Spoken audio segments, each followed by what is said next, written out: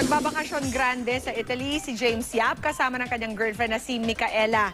Nag-house hunting na rin daw ngayon ang basketballista. Para na ba ito sa future nilang dalawa? May chika si Nelson Canlas.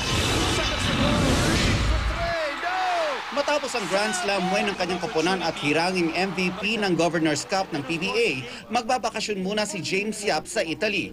Kasama ang kanyang Italian girlfriend na si Micaela Cazzola. Isang buwan. Oo, isang buwan. So, almost 1 year kami naglalaro, walang pahinga. So ngayon yung may chance talaga na, ngayon na talaga may chance na magpahinga.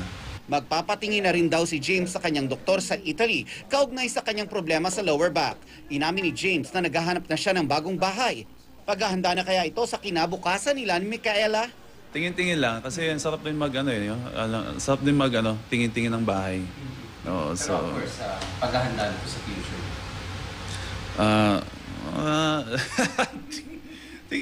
Di naman. Masaya raw ngayon si James dahil maayos na sila ng dating asawang si Chris Aquino.